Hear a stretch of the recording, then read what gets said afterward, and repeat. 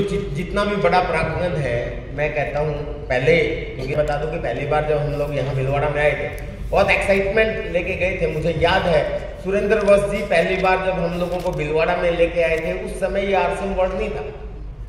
उस समय एक हमारा मतलब इसके हिसाब से देखा जाए तो छोटा सा हमारा ऑफिस और एक प्लांट था। आज के हिसाब से छोटा सा कहता हूँ, उस हिसाब से भी उन्होंने बहुत बड़ा लगता है। और आज के समय में भी हिंदुस्तान के अंदर जितनी भी डायरेक्ट सेलिंग की कंपनियां काम करती हैं, उनसे तो वो भी बहुत बड़ा था। तो मुझे याद है कि सुरेंद्र वत्स सर एक स्कूल बस में हम लोगों को लेके आए थे, कुछ लोगों को, और जितने लोग यहाँ पे ये लेके आए थे, असफल केसेस एवरीवेयर, मेरे ख्याल से सर मैक्सिमम लोग 5 लाख इनकम वाले होंगे। Hello, that is the power of this land.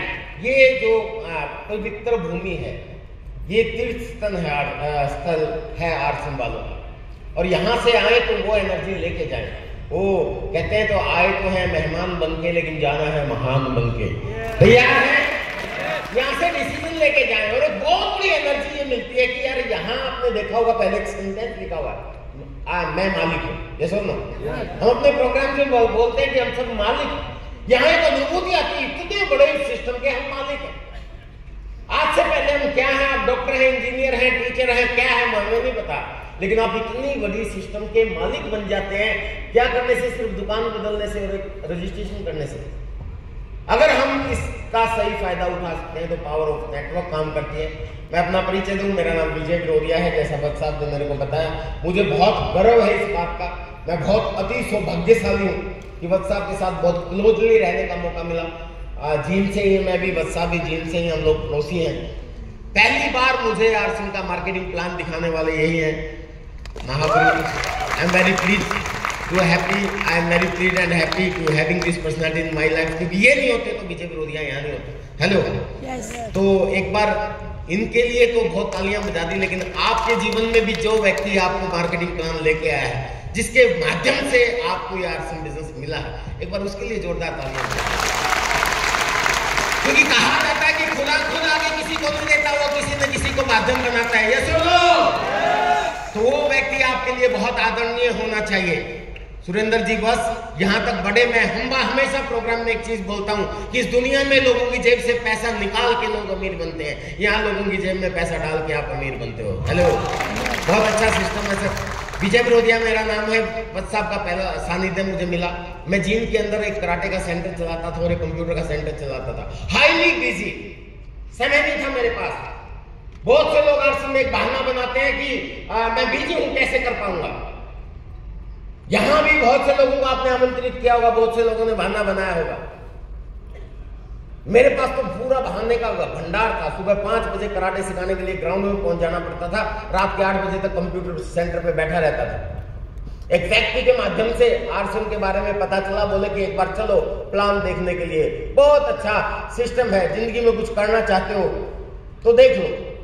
करना तो हर व्यक्ति चाहता है। रात के 8 बजे के बाद सर का एक STD होता था, उन जमाने में सर को अच्छी तरह याद है। STD जानते होगे ना क्या होता है? yes, आजकल के बच्चे शायद ना जाने, लेकिन आप लोग जानते होंगे। एक जमाने में वो फोन करने के लिए जो होता है, वत्स साहब का केबल का काम था और वहीं एक ऑफिस था, उसी में STD भी होता था। वहाँ वत्स साहब बैठे थे, वो व्यक्ति मेरे को साइकिल पे लेके वहाँ पे इनके ऑफिस के सामने इनके सामने बिठा दिया। सर ने मुझे मार्केटिंग प्लान दिखाया, वो गोले से समझाए। सच बताऊं, वत्स साहब पता नहीं बुरा नहीं मानेंगे, मुझे पता है, क्योंकि ये भी ग्राउंड से ही दिख रहे हैं। सच बताऊं, मुझे कतई समझ में नहीं आया। मैं सोच रहा था ये कब चुप और मैं भागूं। ये सब लोगों के साथ होता है, ये सब, क्योंकि हम इंसान हैं और इंसानों को बड़ी बड़ी बात और अच्छी बात एकदम से कभी भी समझ में नहीं आती। आती है क्या? इतना अच्छा प्रोडक्ट, इतने अच्छे प्रोडक्ट, इतना अच्छा स्कोप, इतना अच्छा विजन, इतने अच्छे क्लाइंट, इतना अच्छा सब कुछ, फिर भी हम लोगों को बताते कि आसानी से समझ में आ जाता है। नहीं आता ना, आएगा भी क्यों? क्योंकि हम इंसानों को प्लान दिखाते हैं। अब आप सोचोगे तो क्या सर गधों को प्लान दिखाएं? मैं ये नहीं कह रहा हूं। मेन चीज है कि इंसानों को हम जब प्लान दिखाते हैं तो इंसानों की फितरत भी हमें जाने की। इंसानों को एकदम से बड़ी बड़ी बात समझ में नहीं आती। देश की राजनीतिक आजादी मिली 1947 को। अभी हम लोग स्वर्ण जयंती महोत्सव मना के हटे हैं, 75 साल हो गए हम लोगों को।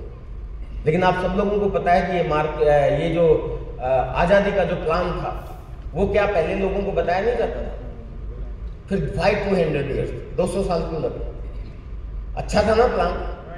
200 साल लगे समझने में। उस समय व्हाट्सएप जैसे धुरंधर क्रांतिकारी लोग घर घर जाके लोगों को प्लान दिखाते थे, वो भी सेमिनार मीटिंग सेमिनार इवेंट करते थे। हाँ, बात थोड़ा सा तरीका अलग होता था। अब हम आजादी से करते हैं, वो थोड़ा सा छूट के करते थे। हेलो, यस, पहाड़ों में करते थे, जंगलों में करते थे।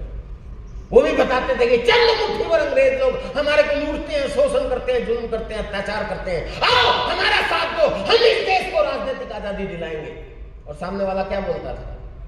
अच्छा, तू दिलाएगा आजादी? अंग्रेज गोली मारेंगे तेरे को, फांसी पे चढ़ा देंगे। ऐसी ऐसी बात होती थी। ये मैं क्यों बता रहा हूँ सर कि मुझे भी इसलिए नहीं समझ में आया था, लोगों को भी नहीं समझ में आता, और आप जब फिल्म में जाओगे शायद उनको भी स्टार्टिंग में नहीं समझ में आएगा। पर मुझे याद है एक दिन जब मैंने इस सिस्टम में काम शुरू किया, स्टार्टिंग में बिना समझे, प्लान नहीं समझ में आया था, पर फिर भी मैंने ज्वाइन कर लिया। जो अक्सर मैं अपने प्रोग्राम्स में बताता हूँ, आपको ये जरूर बताना चाहूँगा। एक ही चीज़ समझ में आई थी कि इस सिस्टम में नुकसान कुछ नहीं हो सकता। इस टॉपिक में मैं बहुत बड़ा टाइम ले सकता हूँ, लेकिन मेरे पास समय कम है। एक चीज़ सबसे बड़ी है कि इस सिस्टम में कम से कम नुकसान की कोई संभावना नहीं हो सकता है तो सिर्फ फायदा हो सकता है। हमारे हरियाणा के बड़े बुजुर्गों ने कहा कि बेटा, जिस काम के करने में नुकसान की कोई संभावना ना हो, फायदे की जरा सी भी गुंजाइश हो, कर देना चाहिए। और मैंने कर लिया। पहला चीज, सबसे बड़ी अच्छी गलती मैंने ये की कि आरसीएम चाहे मुझे समझ में आया चाहे ना आया, ज्वाइन कर लिया। दूसरी एक गलती और की, यहां तक पहुंचने के लिए बता दूं। गलती मतलब एक स्टाइल में बोल रहा हूं। मतलब दूसरी अच्छी बात ये हुई कि सुरेंद्र वत्स जी, इनके एसटीडी पीसीओ के पीछे एक दुकान होती थी, सर याद होगा आपको, 10 बाई 12 की एक दुकान होती थी। उस पर हर संडे को एक मीटिंग होती थी, और उस मीटिंग में कोई ना कोई मार्केटिंग प्लान दिखाता था, कोई ना कोई सिस्टम के बारे में बताता था। कोई नए आते थे, उसके स्वागत कर रहे 10-15 लोग आते थे बस। मैं संडे को फ्री होता था, वैसे एक आदत और अच्छी बना ली मैंने, मैं हर संडे को उस मीटिंग में जरूर जाता था। माहौल मिला। याद रखें, संगत का असर होता है। आपको भी अपने आप को माहौल में रखना पड़ेगा। ये सुनो, मुझे समझ में नहीं आया था, लेकिन उस माहौल ने धीरे धीरे मुझे समझा दिया और मैंने काम करना शुरू किया। Challenges are the part of life, सबके जीवन में आते हैं। Ups and downs are the part of life, जानते हैं ना आप सब लोग। मेरी जिंदगी में आए, बच्चा साहब की जिंदगी में आए, और आपकी जिंदगी में भी आएंगे, कोई नहीं रोक सकता। ये सुनो, है कोई ऐसा जिसकी जिंदगी में चैलेंज ना हो? मैं सिर्फ आरसीएम की बात नहीं कर रहा, किसी भी काम का। है कोई बिना चैलेंज? नहीं, सबकी जिंदगी में चाहे। ऊपर वाला इस धरती पे अपने को 2 टांगों पे बना के भेजता ना, तो चैलेंजेस दे के भेजता है। चैलेंजेस जब अगर आप बहुत ज्यादा रिक्वेस्ट करोगे भगवान से कि हे भगवान, बहुत दुख तकलीफ होगी, इनको खत्म कर दो, तो उसके पास एक ही तरीका है, वो बोलता है आई लव यू बेटा, आ जाओ, पर अब तेरा नीचे कोई काम नहीं। हेलो, एक बार एक व्यक्ति ने मुझे टाइम दिया, ज्वाइनिंग करवाई, और वो ज्वाइन करवाने के बाद मैंने कहा कि यार तुम अपने गांव में मीटिंग कराओ। वो यूं बोला कि जी आ जाओ जी, इस बार संडे को एक मीटिंग करवाऊंगा गांव में, और कम से कम 15 आदमी होंगे। मैं बड़ा खुश हुआ, 15 आदमी, वहां मजा आ जाएगा। मैंने सोचा यार मैं 15 आदमियों को मीटिंग देने जाऊंगा, उसमें से कुछ लोग तो आएंगे मेरे साथ। तो मैंने सोचा कि यार मेरे पास साइकिल है, अच्छा प्रभाव नहीं पड़ेगा। उस जमाने में सुरेंद्र वत्स जी के पास स्कूटर होता था, बजाज चेतक। ये सच्ची घटना बता रहा हूँ। तो मैंने सर से कहा कि सर आप चलो, थोड़ा सा प्रभाव पड़ेगा, एक तो अपलाइन जाएंगे, एक स्कूटर पे जाएंगे, तो मजा आएगा। तो मैंने सोचा कि और प्रभाव पड़ेगा मेरे अपलाइन राकेश शर्मा जी, उनको भी लेके चलते हैं। तो सुरेंद्र वत्स जी का स्कूटर किया, मई जून का महीना था, गर्मी का, बाहर निकाला तो स्टार्ट ही नहीं हो रहा।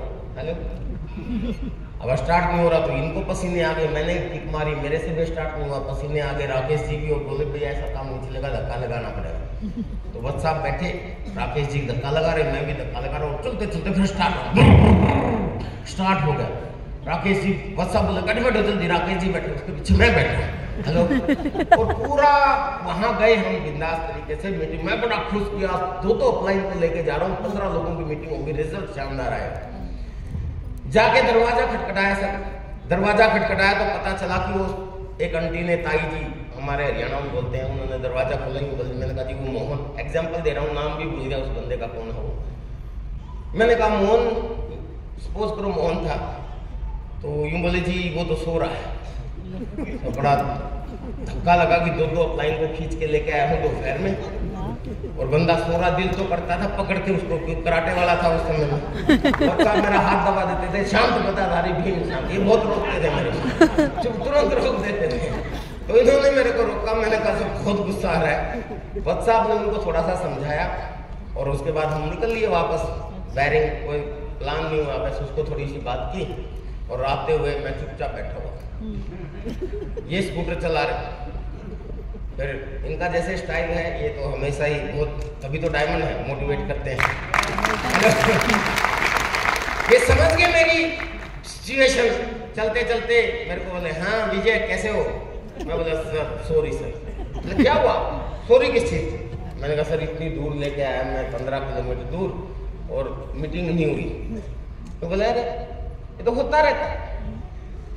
लॉ ऑफ, याद रखो, मेरे को इन्होंने एक सेंटेंस बोला था, याद रखो law of average never fail. औसत का सिद्धांत कभी भी फेल नहीं होता। आज वो व्यक्ति गर्मी में कूलर को नहीं छोड़ पा रहा, आने वाले समय में, इनके वो शब्द हैं कि आने वाले समय में उनका कूलर रहेगा कि नहीं रहेगा ये नहीं पता। लेकिन आज हम 3 लोग, हमारे घर में भी कूलर है, हम भी सो सकते थे, लेकिन आज इस दोपहर में हम कूलर की हवा छोड़ के, आराम छोड़ के, पसीने में बाहर प्लान दिखाने के लिए निकल रहे हैं। आने वाले समय में हमारा कूलर भी नहीं रहेगा, लेकिन आने वाले समय में हमारे पास स्कूटर नहीं, एसी गाड़ी होगी, एसी कमरा होगा, एसी फ्लाइट में चलेंगे, एसी रूम होगा, एसी घर होगा, एसी बीवी होगी, एसी बच्चे होंगे। हेलो समझ रहे? और ऐसा ही हुआ सर। मैं आपको ये बताना चाहता हूँ, successful case is everywhere, but एक चीज याद रखें, रिजल्ट आसानी से भी नहीं आते। मेंटली प्रिपेयर होके करें। ये 2 चीज मैंने सीखी कि एवरेज से रिजल्ट आएंगे, काम करने से रिजल्ट आएंगे, वैसे नहीं आएंगे।